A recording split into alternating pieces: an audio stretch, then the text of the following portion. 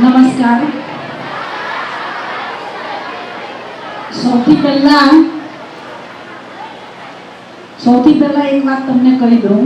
આજનો જે સેમિનાર છે એ તમારા માટે ખૂબ જ ઉપયોગી છે.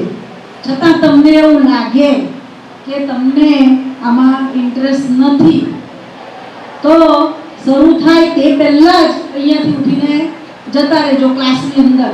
હું કોઈને રોકીશ નહીં, પણ એક વખત જ્યારે આ લતિકાબેનનું વક્તવ્ય સ્ટાર્ટ થશે પછી કોઈનો પણ બિલકુલ અવાજ નહીં જોઈએ. બરાબર? આપણે શાંતિથી બેસીશું. તમારામાં સેલ્ફ ડિસિપ્લિન હશે તો દરેક જગ્યાએ કામ લાગવાની છે. એટલે સેલ્ફ ડિસિપ્લિન મેન્ટેન કરવાની છે અને તમારે બતાવવાનું છે કે અમે બહુ સરસ રીતે સેલ્ફ ડિસિપ્લિન મેન્ટેન કરી શકીએ છીએ. બરાબર? સમજ પડી ગઈ બધાને? ઓકે. અને વાત કરવાના હશે તો હું લતિકાબેનને વચ્ચે રોકી દઈશ અને કહી દઈશ કે ચાલો આટલા જણા અહીંયાથી ચાલવા માંડો. બરાબર છે? Okay, fine. આજની આપણી આ સેમિનારની અંદર ઉપસ્થિત આજના વક્તા ડૉક્ટર લતિકાબેન સરનું હું હાર્દિક સ્વાગત કરું છું.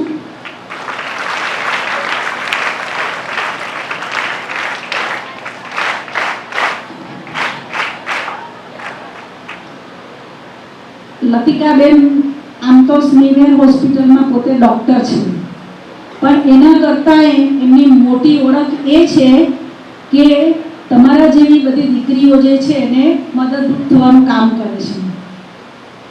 ચાઇલ્ડ સેક્સ એબ્યુઝના સંદર્ભમાં તમારી ઉંમરના જે બાળકો છે એમાં અવેરનેસ આવી શકે, સાથે સાથે મેન્ટલ હેલ્થ માટેનું પણ કામ કરે છે. તમે માની લો કે એક્ઝામ ટાઈમ છે અને તમે ડિપ્રેશનમાં આવી ગયા છો અથવા તો એન્ઝાઇટી ફીલ કરો છો, તો આ બધી બાબતોથી તમે દૂર કેવી રીતે રહી શકો એ માટેનું પણ એક ગાઈડન્સ આપે છે. એ આપણે પછીથી રાખીશું. આજનું આપણું જે મુખ્ય ટોપિક છે ચાઇલ્ડ સેક્સ એબ્યુઝ, એના કઈ રીતે કઈ જગ્યાએ કયા લોકો કરી શકે અને એમાંથી બહાર આવવા માટે અથવા તો એનો સામનો કરવા માટે તમારે શું કરવું જોઈએ એ વિશેની તમામ માહિતી લતિકાબેન તમને આપશે. એટલે આપણે વધારે સમય ન લેતા એમને મેક્સિમમ સમય આપીએ. હું લતિકાબેનને વિનંતી કરીશ કે આપ ઓકે હવે મેડમશ્રીને વિનંતી કરીશ કે આજના મુખ્ય મહેમાન મુખ્ય વક્તાનું મોમેન્ટથી સન્માન કરે. આ તો હું નથી લેવાની, તમને ખબર છે ને, હું લેતી જ નથી. આપણે જે કાર્યક્રમ માટે ખરેખર ભેગા થઈએ છીએ એ કાર્યક્રમની શરૂઆત કરીએ. હવે આખું સ્ટેજ લતિકાબેનને સમર્પિત કરીએ છીએ અને એમનો મેક્સિમમ આપણે લાભ લઈએ. શ્રી લતિકાબેન. હેલો.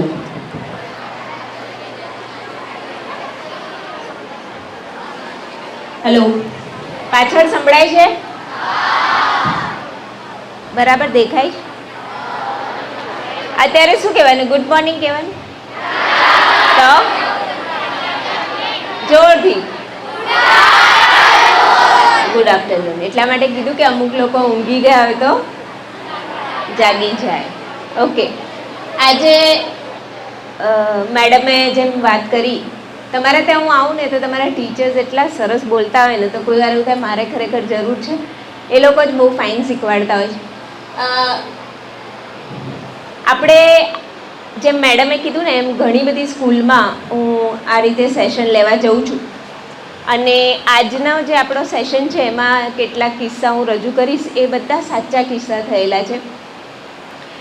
જે વ્યક્તિ સાથે જાતીય સતામણી થઈ હોય એ વ્યક્તિનું નામ બહાર નહીં કરાય. આ કલકત્તાની જે છોકરીનું નામ પણ બહાર આવ્યું, તમને ખબર છે? એમાં કેસ થયો કે કોણે એનું નામ બહાર પાડ્યું અથવા તો એનો ફોટો જે મીડિયામાં ફર્યો. આઈડિયલી કોઈની બી સાથે જાતીય સતામણી થાય તો એનું નામ, એનો ફોટો, એની ઓળખ હંમેશા છુપી રાખવી પડે. એ ઓળખ બહાર થાય તો એના પર કેસ થઈ શકે છે.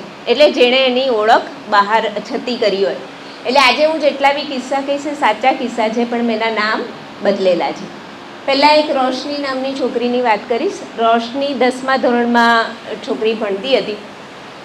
આપણા સુરત વિસ્તારમાં જ એક સ્કૂલમાં એ ભણે છે, અને એ લોકોની જે સ્કૂલ છે ને એની સામે એક સ્ટેશનરીની દુકાન હતી.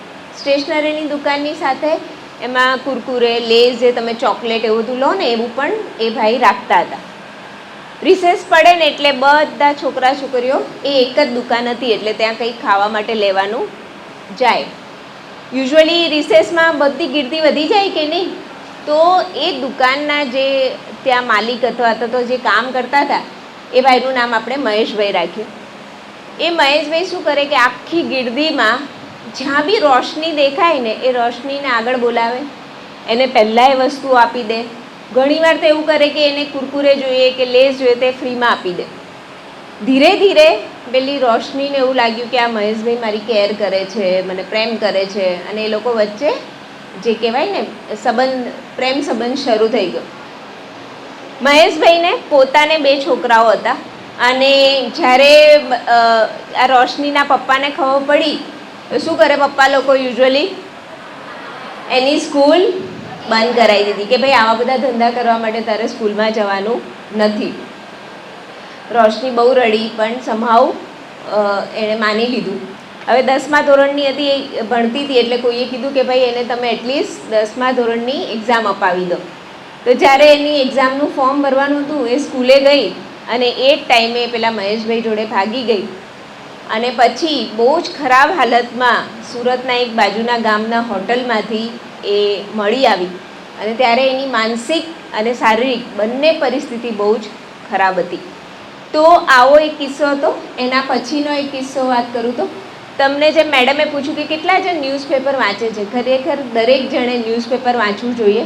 આવો જ એક બીજો કિસ્સો હતો જેમાં 11મા ધોરણની છોકરીને એક ભાઈએ પ્રેમજાળમાં ફસાવ્યું અને એને પ્રેગ્નન્ટ બનાવી દીધી. અને આવા પેપરમાં રોજ જ 1 કે 2 કિસ્સા આવતા હોય છે.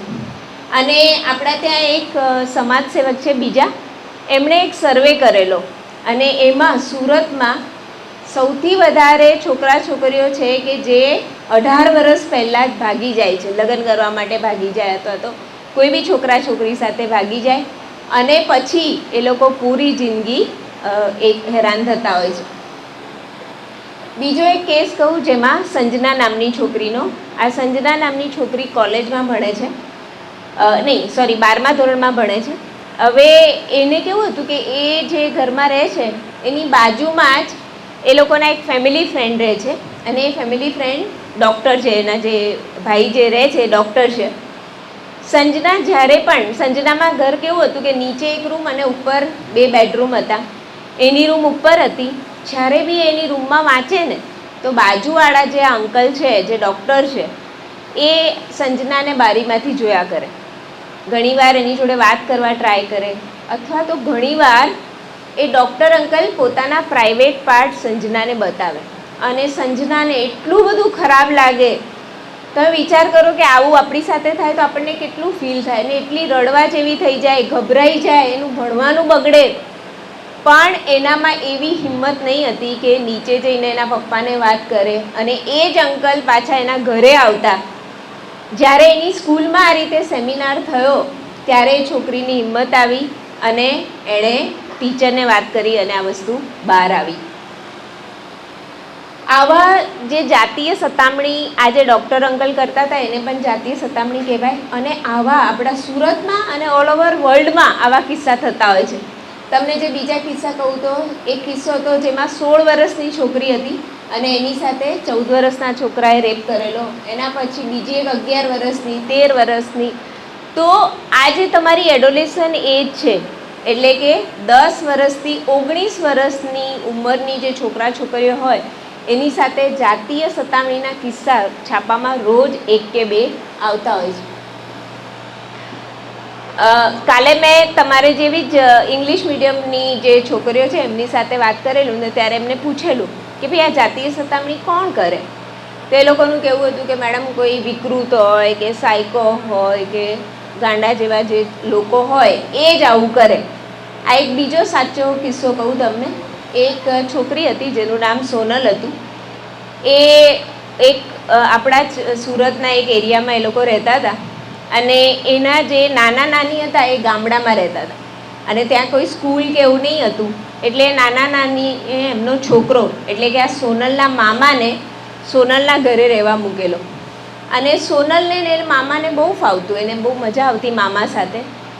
પણ થોડા સમય પછી આ મામા છે તે સોનલને કોઈ વાર કિસ કરતા, એના હોઠને ટચ કરતા અને સોનલને એટલું બધું ટેન્શન થતું, ખરાબ લાગતું. એક દિવસ એણે હિંમત કરીને એની મમ્મીને વાત કરી કે આ મામા આવું કરે છે અને મને ગમતું નથી. પણ મમ્મીએ શું કીધું, બેટા મામા વિશે આવું બોલાય? તને મામા કેટલો બધો પ્રેમ કરે છે ને તું મામા વિશે આવું કેમ બોલે છે? એક દિવસ એણે પછી એની ફ્રેન્ડને વાત કરી અને ત્યાર પછી ખબર પડી કે આ જે એની સાથે થાય છે જાતીય સતામણી થાય છે અને એના માટે શું કરી શકાય એનો એક સેમિનાર ભર્યા પછી જ્યારે એની મમ્મીને વાત કરી તો એની મમ્મીએ એના મામાને કાઢી મૂક્યા અને એ એમના ગામ પાછા જતા રહ્યા. એવો જ એક સંગીતાનો કેસ હતો. કેટલા જણના ઇન્સ્ટાગ્રામ પર એકાઉન્ટ છે? હા, આ બધા ઓનેસ્ટ લોકો છે. અને ફેસબુક પર? ફેસબુક આઉટ ઓફ ડેટ થઈ ગયું? અચ્છા, ઇન્સ્ટાગ્રામમાં તમારું જ્યારે એકાઉન્ટ ખોલો ત્યારે કેટલી એજ જોઈએ? થઈ ગયા તમને બધાને 18? બધાને પોલીસમાં આપી દઈએ? અચ્છા, ઇન્સ્ટાગ્રામ કે ફેસબુક પર એકાઉન્ટ હોવું એ ખોટી વાત નથી, પણ એમાં કેવી રીતે વાત કરવી તેનો ઘણા બધા કિસ્સા આજે આપણે થોડી વાતો કરશું. એક બીજો જે કેસ હતો જેમાં સંગીતાનો કેસ છે. એ સંગીતાને ઇન્સ્ટાગ્રામ પર એક છોકરા સાથે ફ્રેન્ડશિપ થઈ. એ છોકરા સાથે એના રિલેશન થયા, પછી એ છોકરાને મળવા ગઈ અને થોડા દિવસ થયું પછી એ લોકોનું બ્રેકઅપ થઈ ગયું. સંગીતાને ખબર પડી કે તો બીજા બધા છોકરાઓ સાથે બી સંબંધ રાખે છે અને એનું બ્રેકઅપ થઈ ગયું. પણ પછી એ છોકરાએ એવી ધમકી આપી કે ભાઈ તારા જે આ ફોટા તે મને મોકલેલા છે એ હવે હું ફેસબુક પર મૂકી દઈશ, ઇન્સ્ટાગ્રામ પર મૂકી દઈશ. અને એના કારણે એ સંગીતાને એટલું બધું ટેન્શન થયું કે એને ડિપ્રેશન નામની બીમારી થઈ ગઈ. એના પછી એક મનાલીનો કેસ કહું તો મનાલી માત્ર 13 વર્ષની અને આ બધા સાચા કિસ્સા છે. હું ઘણા વખતથી છે ને પોલીસ ડિપાર્ટમેન્ટ સાથે કામ કરું છું, એટલે જે પોલીસ ડિપાર્ટમેન્ટમાં જે કમ્પ્લેન નોંધાઈ હોય ને એવા કિસ્સા બધા છે. આ મનાલી માત્ર 13 વર્ષની અને 13 વર્ષની પણ એનું ઇન્સ્ટાગ્રામ પર એકાઉન્ટ હતું. એ પણ જોવા જેવું છે કે મેડમ એની પાસે ફોન નહીં હતો. જ્યારે એના પપ્પા મમ્મીએ મને આ કિસ્સો કીધો ને કે ભાઈ આવું અમારી સાથે આ છોકરીએ કર્યું છે, ત્યારે મેં પહેલાં કીધું ભાઈ તમે ફોન કેમ આપ્યો? એ છોકરી એના ઘરે એના કાકા આવતા હતા. એના કાકાને કોઈ સર્જરી કરાવવાની હતી એટલે કાકા ઘરે આવેલા. તો આ છોકરી એમનો ફોન લે, ઇન્સ્ટાગ્રામ એપને ડાઉનલોડ કરે, એક છોકરા જોડે એને જે વાતો કરવાની હોય વાતો કરે, ફોટા મોકલવાના હોય તે ફોટા મોકલે, ઇન્સ્ટાગ્રામનું એપ ડિલીટ કરે અને પછી એ ફોન એના કાકાને આપી દીધી. તો એ 13 વર્ષની છોકરીએ ઇન્સ્ટાગ્રામ પર એક 22 વર્ષના છોકરા જોડે ફ્રેન્ડશિપ થઈ ગઈ અને એને ન્યૂડ્સ ફોટા એટલે એને પહેલાંય કીધું હશે કે તારા ન્યૂડ ફોટા મને મોકલ અને આણે પોતાના ફોટા મોકલ્યા. બાય ચાન્સ એવું થયું કે એની મમ્મી આ જોઈ ગઈ, આખી ઘટના બહાર આવી. એ જે સામેવાળો હતો એ પણ એના પપ્પા, એ છોકરાના પપ્પા પોલીસ ડિપાર્ટમેન્ટમાં મોટી પોસ્ટ પર હતું. આજે પોક્સો એક્ટમાં એવું કહેવાય કે જે છોકરા છોકરીઓ 18 વર્ષથી નાના છે એની સાથે તમે કોઈ પણ જાતીય સંબંધ રાખો અથવા તો આવા ફોટાવાળો તો એ ભાઈને સજા થઈ શકે છે. એટલે જ્યારે આ કોર્ટમાં અથવા તો પોલીસ ડિપાર્ટમેન્ટમાં કેસ થયો ને ત્યારે પેલા છોકરાએ એવું કીધું કે ભાઈ મેં ઇન્સ્ટાગ્રામમાં આ છોકરી જોડે વાતો કરી કે ફોટા મોકલ્યા અથવા તો એણે ફોટા મોકલ્યા મને, પણ એ છોકરીએ ઇન્સ્ટાગ્રામમાં પોતાની એજ 18 વર્ષ લખી છે અને એટલે એ છોકરાને પનિશમેન્ટ નહીં થઈ. પણ આખા કેસમાં એ છોકરીની બહુ જ બદનામી થઈ, બહુ બધી જગ્યાએ એના ફોટા ફર્યા અને પછી પોલીસ ડિપાર્ટમેન્ટમાં આ કેસ પહોંચ્યો. આવા સોશિયલ મીડિયા આપણને બધા જ એવું કહે છે કે ઇન્સ્ટાગ્રામ પર એકાઉન્ટ નહીં રાખવાનું, મેડમ કહેતા હશે ફોન યુઝ નહીં કરવાનો, પણ આપણે ઘણીવાર આ વસ્તુને સિરિયસલી લેતા નથી. અને તમે જોશો તો ઇન્સ્ટાગ્રામ પર જ એક છોકરી સાથે ફ્રેન્ડશિપ થયેલી અને પછી એ છોકરાએ ધમકી આપી કે હું તારા ફોટા મૂકી દઈશ અથવા તો તારા મેસેજ મૂકી દઈશ. અને આવા બીજા ઘણા કેસીસ થતા હોય છે કે જેમાં દોસ્તી ઇન્સ્ટાગ્રામ પર થઈ હોય. એક બીજો કેસ હતો જેમાં એ લોકો ફેસબુક પર ફ્રેન્ડશિપ થઈ. પેલા છોકરાએ એવું કીધું કે ભાઈ હું 12મા ધોરણમાં ભણું છું, ઇંગ્લિશ મીડિયમમાં, અને બહુ મોટી સ્કૂલ કીધેલી. પછી એ છોકરીને મળવા બોલાવી. જ્યારે છોકરીને મળવા બોલાવી ત્યારે એ ભાઈ કાર્પેન્ટર હતો, એનાથી ઉંમરમાં ખૂબ મોટો હતો, અને પછી એના પર રેપ કર્યો અને એ છોકરીને છોડી દીધી. સો જ્યારે પણ તમે સોશિયલ મીડિયા પર કોઈની સાથે ફ્રેન્ડશિપ કરો છો ત્યારે આપણને નથી ખબર કે એ વ્યક્તિ ખરેખર કેવી છે.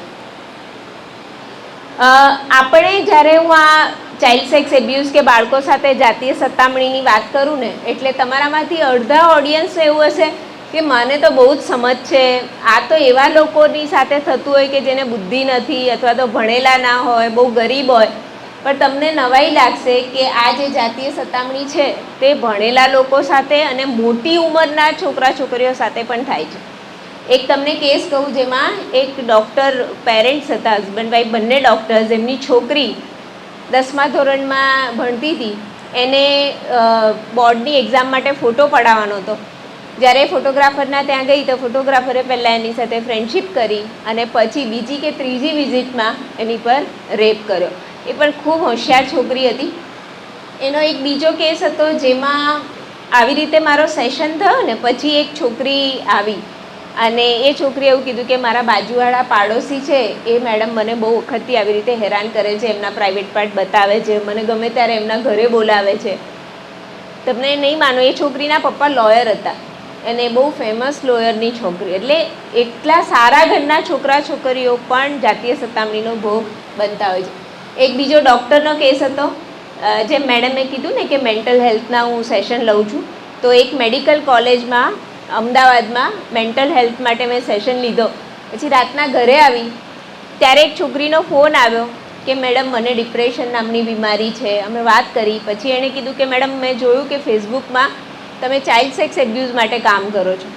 તમને ખબર છે કે મારા સ્ટેપ ફાધર મને સેક્સ્યુઅલી એબ્યુઝ કરે છે. એ છોકરી એટલે કોલેજમાં ભણતી હતી, ડૉક્ટરનું ભણતી હતી, અને એના સાવકા પિતા એની સાથે જાતીય સતામણી કરતા હતા.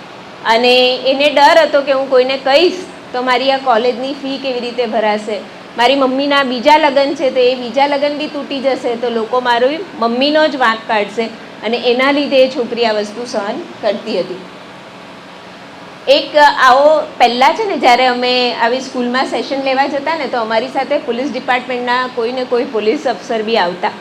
અને એક પોલીસવાળાએ બી એવું કીધું કે ભાઈ હું નાની હતી ત્યારે અમારે ગામમાં જવાનું રહેતું અને અમારા ગામડામાં જ્યારે જઈએ ત્યારે મારા કાકા મારી સાથે જાતીય સતામણી કરતા હતા. એટલે ભણેલા લોકો સાથે પણ જાતીય સતામણી થાય છે. બોલિવૂડ અને હોલિવૂડની જે હીરો હિરોઈન છે ને એ લોકોએ પણ કીધું છે કે અમારી સાથે આવું થાય છે. આ પહેલી કોણ છે? બબીતા. એનું નામ શું છે? તારક મહેતાની જે બબીતા છે એણે પણ કીધું છે કે મારી સાથે જ્યારે ટીનેજર એજ હતી ત્યારે મને સેક્સ્યુઅલી લોકો એબ્યુઝ કરતા હતા. એના પછી અનુરાગ કશ્યપ કરીને એક ડાયરેક્ટર છે જેણે ફેશન મૂવીઝને બધા બનાવેલા છે, એની ડોટરે બી એવું એક્સેપ્ટ કર્યું. એના પછી આમિર ખાને એક બહુ સરસ સિરિયલ બનાવી છે સત્યમેવ જયતે, અને એમાં એક પૂરો ટોપિક એણે આ ચાઇલ્ડ સેક્સ એબ્યુઝ માટે એ કરેલો હતો, અને ખરેખર એ દરેકે જોવા જેવો છે. અને એની છોકરીએ બી એવું રિવેલ કર્યું છે કે ભાઈ હું ટીનેજર હતી ત્યારે મારી સાથે પણ જાતીય સતામણી થઈ છે. સો જાતીય સતામણી ઘણા બધા લેવલે દરેક ઇકોનોમિકલ ક્લાસમાં થતી હોય છે. અને એક સર્વે થયેલો આપણો મહિલા અને બાળ કલ્યાણવાળાએ 16,000 છોકરા છોકરીઓને એક કાગળ આપ્યું અને એમાં પૂછ્યું કે ભાઈ તમારી સાથે જાતીય સતામણી થઈ છે?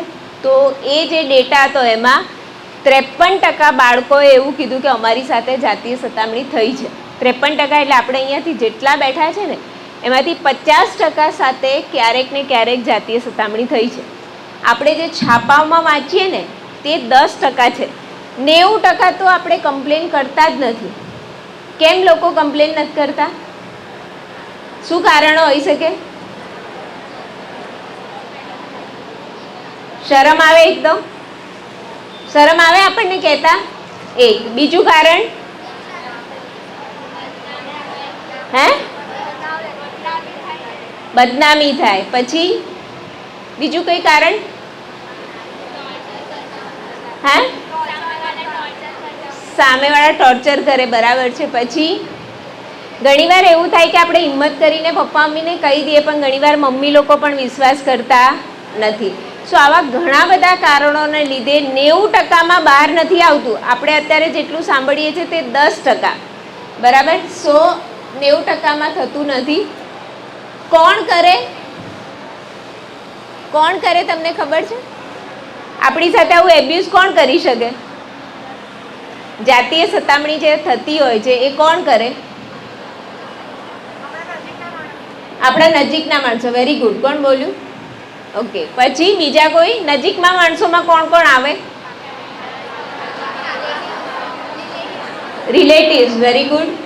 આ જે સર્વે થયો ને એમાં એ પણ સર્વે થયેલો કે એબ્યુઝર કોણ હોય. તો 80%, 70% થી 80% આપણા જાણીતા લોકો હોય છે. અને જાણીતા લોકોમાં કાકા, મામા, મોટો ભાઈ, નાનો ભાઈ, ડૉક્ટર, ટીચર, આવા બધા જ લોકો ઇન્વોલ્વ હોય છે. આ એક સુરતની સ્કૂલનો ફોટો છે. પેપરમાં કિસ્સો આવેલો જેમાં 7મા ધોરણની છોકરીએ કમ્પ્લેન કરી કે મારી સાથે ક્લાસ ટીચર આવું કરે છે. સુરતના જ એક સ્કૂલના આચાર્ય કે જેમના મોબાઈલમાંથી 200 ફોન વિડીયો મળી, જે છોકરાઓ સાથે એમણે કંઈ કર્યું હોય તો એવી વિડીયોઝ મળી.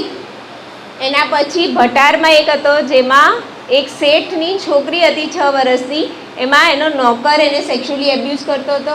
બીજા એક કેસમાં મામા ઇન્વોલ્વ હતા. બીજું આ અમેરિકામાં આપણે કહીએ ને બહુ મોડર્ન છે, પણ અમેરિકાના એક ટેક્સાસ કરીને સિટી છે, એની અંદર 300 જેટલા પાદરી, જે પોપ્સ કહેવાય ને, ધર્મગુરુ, એ બાળકો સાથે જાતીય સતામણીમાં એમના નામ બહાર આવેલા 300. આપણા ત્યાં બી આવા કેસ થાય છે કે જે લોકો બાળકો સાથે જાતીય સતામણી માટે ફસાયેલા હોય. અત્યારે 3 પેપરના કટિંગ છે જેમાં ભાઈ, જે છોકરી હતી એના સગા ભાઈ ઇન્વોલ્વ હતા, જે લોકો જાતીય સતામણી કરતા હતા. બીજા એવા 3 કેસીસ છે આમાં અત્યારે કે જેમાં છોકરીના પપ્પા એની સાથે જાતીય સતામણી કરતા હોય. એટલે જાતીય સતામણી, જેમ તમે કીધું એ ઘરવાળા અથવા તો સગાવાલાના ચાન્સીસ વધારે હોય છે. બીજા જેના બી તમે ટચમાં આવતા હોય, ડૉક્ટર હોય. હમણાં જ થોડા દિવસ પહેલાં મને એક કેસ ખબર પડી કે જેમાં વાનવાળા, જ્યારે પેલી છોકરી જાય ત્યારે વાનવાળા એને મૂકવા જાય અને જે સૌથી છેલ્લે વધેલી હોય છોકરી સાથે એની સાથે જાતીય સતામણી કરતા હતા. અને એ છોકરી એટલા વખત સુધી સહન કર્યું અને પછી જ્યારે પેલો વધારે કરવા માંડ્યો ત્યારે એણે સ્કૂલ છોડી દીધી. જ્યારે ટીચર પૂછવા ગયા કે ભાઈ તે સ્કૂલ કેમ છોડી, અને ત્યારે છોકરીએ વાત કરી, બાકી એ પહેલાં એણે પપ્પા મમ્મીને પણ આવી વાત કરી નહીં. સો જાણીતા લોકો વધારે ઇન્વોલ્વ હોય છે. આજે મેં કીધું ને 90% બહાર નથી આવતું, એનું રીઝન એ પણ છે કે આ લોકો જે આપણી સાથે જાતીય સતામણી કરે ને એ પહેલાં ગ્રૂમિંગ કરે. ગ્રૂમિંગ એટલે ખબર છે કે ગ્રૂમિંગ જ્યારે જ્યારે કોઈના લગ્ન થતા હોય તો ખબર છે પહેલાં એને મહેંદી કરે, હળદી લગાવે એટલે થોડી ગોરી લાગે, પછી ધીરે ધીરે એને રોજ તૈયાર કરે, એને ગ્રૂમિંગ કહેવાય.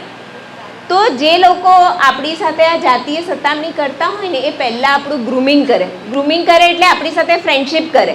જે તમને મેં પહેલો કેસ કીધો રોશની, એમાં ગ્રૂમિંગ કેવી રીતે થતું હતું?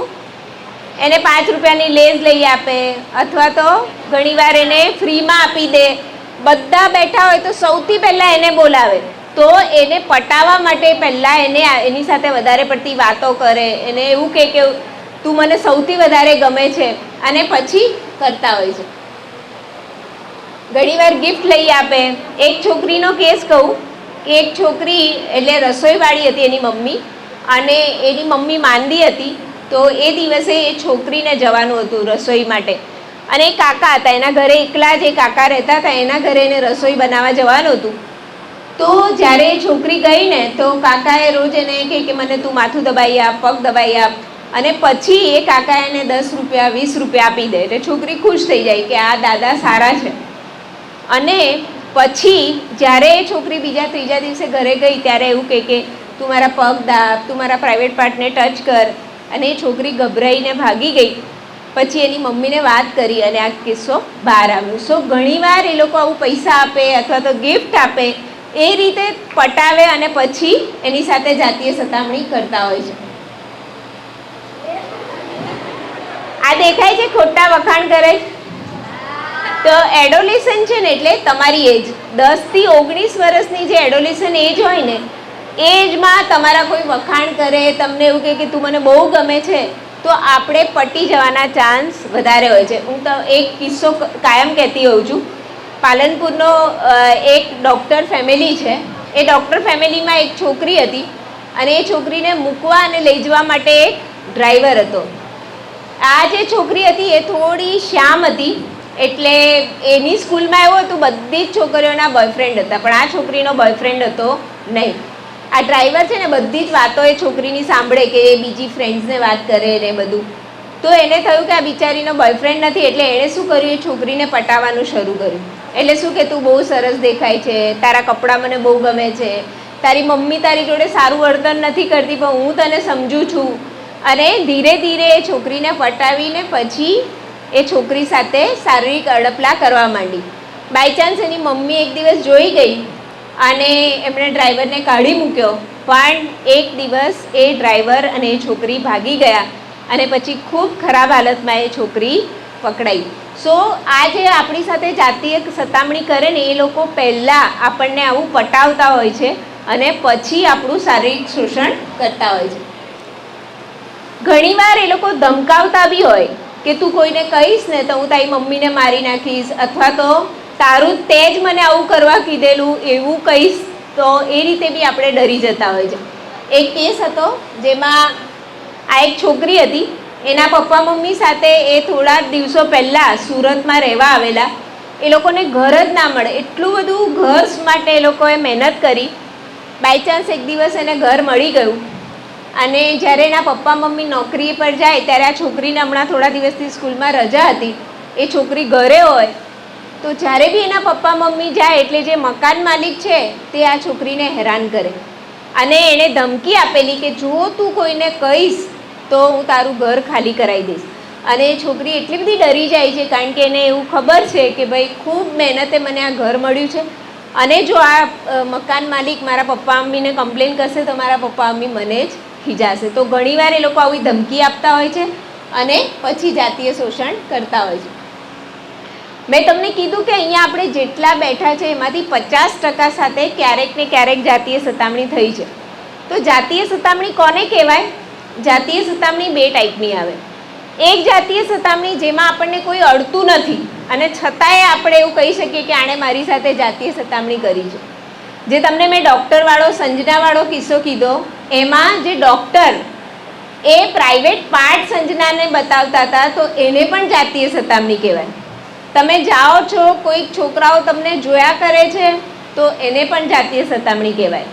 તમે જાઓ છો, કોઈ વર્બલ એબ્યુઝ એટલે કે તમારા વિશે ગંદી કોમેન્ટ કરે છે, તમારા પ્રાઇવેટ પાર્ટને જોવે છે, તો આ બધાને પણ જાતીય સતામણી કહેવાય. બરાબર, જેમાં તમને અડતા નથી. બીજી જાતીય સતામણી તમને કોઈને ગંદા ફોટા મોકલે અથવા તો તમને ગંદા મેસેજ મોકલે. તમને એક કોલેજવાળો કેસ કહું, તમે તો હજી નાના છો. એક કોલેજની છોકરી જ્યારે આવો સેમિનાર કોલેજમાં થયો ત્યારે સેમિનાર પછી એ છોકરીએ કીધું કે ભાઈ હું 7મા કે 8મા માળમાં એ છોકરી રહેતી હતી અને જ્યારે બી નીચે આવે ને ત્યારે જે વોચમેન છે, જ્યારે લિફ્ટમેન, એ છોકરીને ગંદા ફોટા બતાવે જબરજસ્તી. અને છોકરી એટલી બધી ગભરાઈ જાય કે ઘણીવાર તો એ ચાલીને જતી હતી, ઘણીવાર કોલેજ નહીં જાય. પણ જ્યારે આવા સેમિનાર થયા ત્યારે ખબર પડી, પછી એની મોટી બહેનને બોલાવી અને એને આવી રીતે વાત કરી કે ભાઈ આવું થાય છે આની સાથે, અને પછી આખો કેસ બહાર આવે. સો અડ્યા વગર પણ તમને કોઈ આવી રીતે ગંદી કોમેન્ટ કરે, ગંદા ફોટા બતાવે, તમને જોયા કરે, તો આ બધાને પણ જાતીય સતામણી કહેવાય. અને બીજી જાતીય સતામણી કે જેમાં સ્પર્શ દ્વારા એટલે કે તમને ટચ કરે.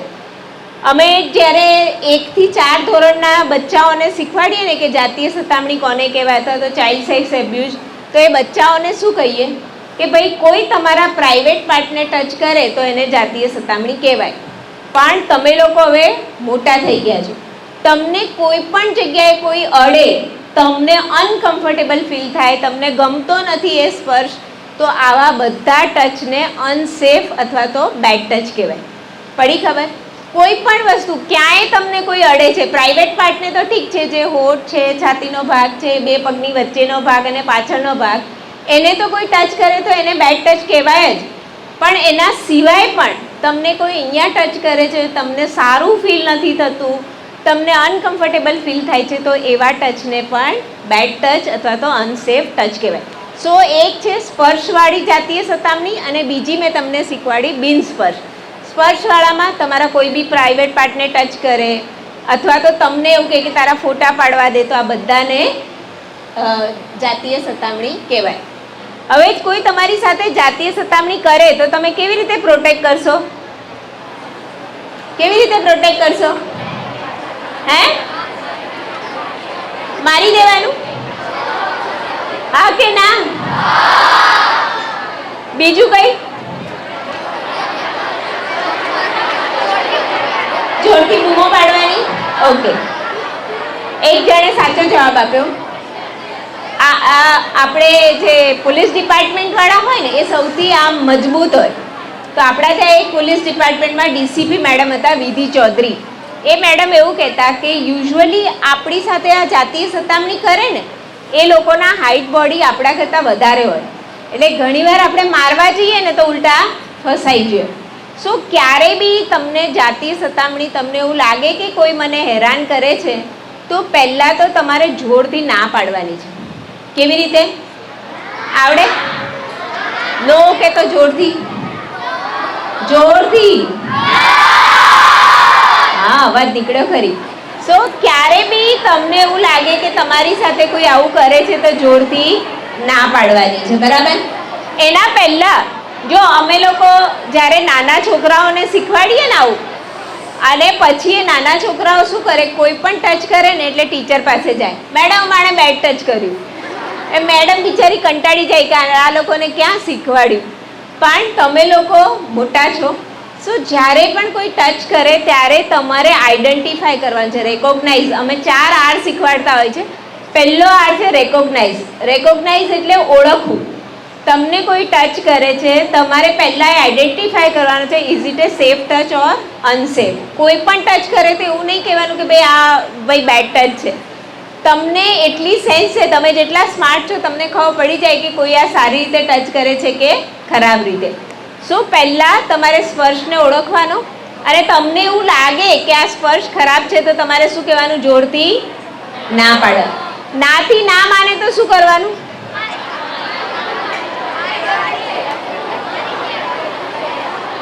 ચીસો પાડવાની. શું કરવાનું?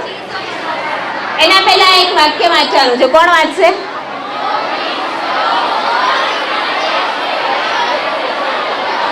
નો મીન્સ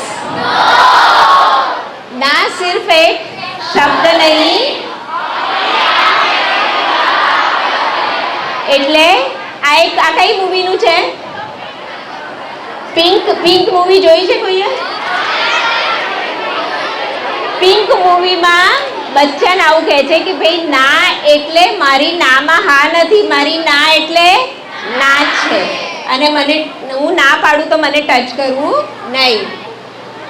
નાથી ના માને તો શું કરવાનું છે? ચીસો પાડતા આવડે? પાડો તો. અચ્છા, નાથી નહીં માને, ચીસો નહીં પાડે તો શું કરવાનું? ભાગી જવાનું. ત્યાંથી સેમ પ્લેસ પર ભાગી જાઓ. અને ચોથો આર છે, ચોથો આર છે રિપોર્ટ. તમારા પેરેન્ટ્સને કરો, સ્કૂલમાં ટીચરને કહો, બરાબર છે? સો પહેલો આર રેકોગ્નાઇઝ, પહેલો આર. બીજો આર રેઝિસ્ટ. શું છે? રેઝિસ્ટમાં ના પાડવાની. ત્રીજો આર છે રન અવે. શું? અને ચોથો આર છે રિપોર્ટ. પહેલો આર, બીજો આર, ત્રીજો આર, રન અવે. અને ચોથો કોને રિપોર્ટ કરશો? અને સ્કૂલમાં બીજો એક છે 10 9 8. આ ચાઇલ્ડ હેલ્પલાઇન છે. તમને જ્યારે બી એવું લાગે કે પપ્પા મમ્મી નથી સાંભળતા, ટીચર નથી સાંભળતા, તો તમે કોને ફોન કરી શકો છો? એક અમદાવાદનો તમને કેસ કહું. અમદાવાદમાં એક છોકરી હતી, એના સ્ટેપ ફાધર એની સાથે જાતીય સતામણી કરતા હતા. એ છોકરી એની મમ્મીને કમ્પ્લેન કરી તો એના મમ્મી માન્યા નહીં. તો એણે એની ફ્રેન્ડને વાત કરી અને ફ્રેન્ડે કીધું કે આપણા ત્યાં થોડા વખત પહેલાં એ લોકોના ત્યાં આવો જ સેમિનાર અમદાવાદ પોલીસ દ્વારા થયું હતું અને એ લોકોએ 1098ના સ્ટીકર લગાવેલા. એટલે જ્યારે એની ફ્રેન્ડને વાત કરી, ફ્રેન્ડે 1098 પર ફોન કર્યો અને આખી ઘટના બહાર આવી. સો રિપોર્ટમાં તમારા પેરેન્ટ્સને કહો, તમારા ટીચરને કહો. ના માને, તમને એવું લાગે કે કોઈ મારું સાંભળી નથી રહ્યું, મમ્મીનો મોબાઈલ નંબર નથી યાદ, પપ્પા નથી નજીકમાં મદદ, તો તમે 10 9 8 પર ફોન કરી શકો છો. 10 9 8 365 ડેઝ 24 અવર્સ તમને એમાંથી મદદ મળી રહે છે. સો 4 R. First R is, second is એમાં ના પાડવાની, ચીસો પાડવાની. Third R is and fourth is. અને ચાઇલ્ડ હેલ્પલાઇન કઈ છે? બીજું છે કે તમે ક્યારે બી રિલેશનશિપમાં પડો તો એની બાઉન્ડ્રીઝ યાદ રાખો. ઇન્સ્ટાગ્રામ કે ફેસબુક પર છે તો તમે કોઈને પણ કંઈ પણ ફોટા કે મેસેજ મોકલશો એ તમે ડિલીટ કરો તો બી ક્યાંક ને ક્યાંક સેવ હોય છે. સો તમે જ્યારે બી ઓનલાઈન કોઈની સાથે ટોક કરો, કોઈની સાથે રિલેશનશિપમાં બંધાઓ તો આ બધી વસ્તુનું ધ્યાન રાખો. ક્યારે પણ તમારી સાથે આવું થાય તો એમાં તમારો ફોલ્ટ નથી. જ્યારે આ જે છોકરીઓ સાથે જાતીય સતામણી થઈ હોય એને હું ઘણીવાર વાત કરું કે ભાઈ તે કેમ કીધું નહીં, તો એને એવું થાય કે મેડમ મને એવું લાગ્યું કે મારો વાંક નીકળશે. મેં કોઈ વાર મારા પપ્પા મમ્મીને કીધું તો પપ્પા મમ્મી એવું કહે છે કે તે જ કંઈ કર્યું હશે, તું જ, તારે હવે બહાર નથી જવાનું, અને એટલે પછી તમે બોલતા નથી. પણ તમારી સાથે આવું ક્યારે પણ થાય છે તો એમાં તમારો વાંક નથી. So it's not your fault. Online safety માટે આપણે એક અલગ સેમિનાર લઈશું, પણ જ્યારે પણ કોઈની સાથે ચેટ કરો તો બહુ પર્ટિક્યુલર રહો. ક્યારે પણ કોઈ પણ વ્યક્તિ તમારો આ મેસેજ અથવા ફોટાનો મિસયુઝ કરી શકે છે. સેલ્ફ ડિફેન્સ, મેડમે કાલે જ કીધું કે તમારા માટે બી સેલ્ફ ડિફેન્સના ક્લાસ કરવાના છે, અને જેથી તમે તમારી જાતને ડિફેન્સ કરી શકો છો. બીજો એક હેલ્પલાઇન નંબર છે 181. એ પણ તમે ક્યારે બી તમે આવા મુસીબતમાં ફસાયેલા હોય તો પોલીસ ડિપાર્ટમેન્ટમાંથી તમને મદદ મળી રહે છે. શું લખ્યું છે? Thank you. કોઈને કંઈ પૂછવું છે?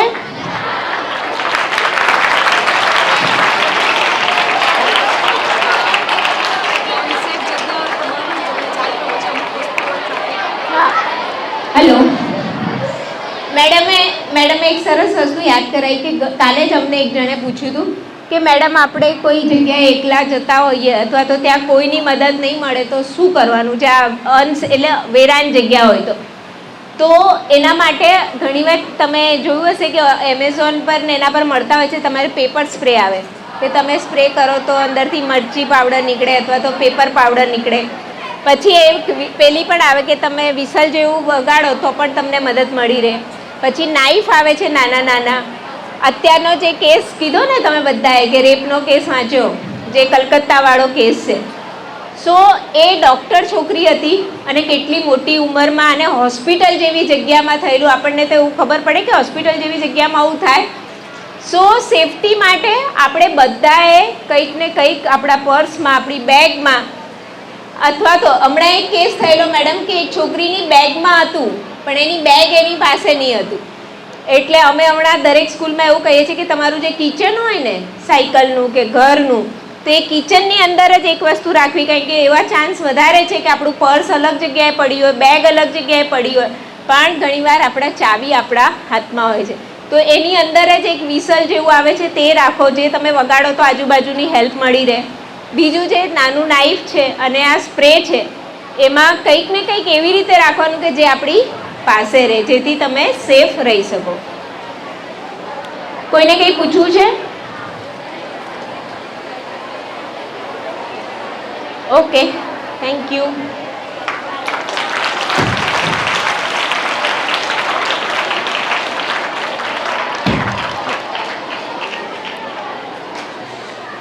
થેન્ક યુ લતિકાબેન, અમારી દીકરીઓને આટલી સરસ ગાઈડન્સ આપવા બદલ ફરીથી તમારો ખૂબ ખૂબ આભાર. લતિકાબેને દરેક વખતે તાળી પાડવી જરૂરી નથી. લતિકાબેને જે બધી માહિતી આપી એના પરથી તમને એની ગંભીરતા સમજાઈ હશે. દરેક વખતે દરેક વસ્તુ જે છે તે હસવામાં નહીં લેવાની, બરાબર? એને મગજમાં ઉતારો કે આવું કંઈક બની શકે તો તેવા સંજોગોમાં આપણે શું કરવાનું છે, બરાબર? એટલે આ દરેક વસ્તુ જે છે એ તમારે મગજમાં રાખવાની છે. તમને એમ થશે કે મારી જનરલી લેડીઝ પોતાની ઉંમર ના કે પણ મારી 56 વર્ષની ઉંમર થઈ ગઈ છે. આજની તારીખે પણ મને કોઈ પણ પુરુષ એમ કહે કે તમે આ સાડીમાં ખૂબ સરસ લાગો છો એટલે મારે તરત મારા મગજમાં શંકાનો કીડો આવી જાય કે આ મારા વખાણ કેમ કરે છે. એટલે તમારા બધાના મગજમાં પણ એમ થવું જોઈએ કે આ મારા વખાણ કેમ કરે છે આ સામેવાળી વ્યક્તિ, બરાબર? એટલે આપણે સેફ રહેવા માટે આવી નાની નાની બાબતો જે છે તે આપણા મગજમાં તરત જ સ્ટ્રાઇક થવી જોઈએ, આકર્ષાઈ નહીં જવું જોઈએ. તમને લતિકાબેને બધી જ વસ્તુની સમજ પાડી છે અને સાથે સાથે દરેક કિસ્સાઓ પણ એવા કહ્યા છે કે જે કોઈની પણ સાથે બની શકે, બરાબર?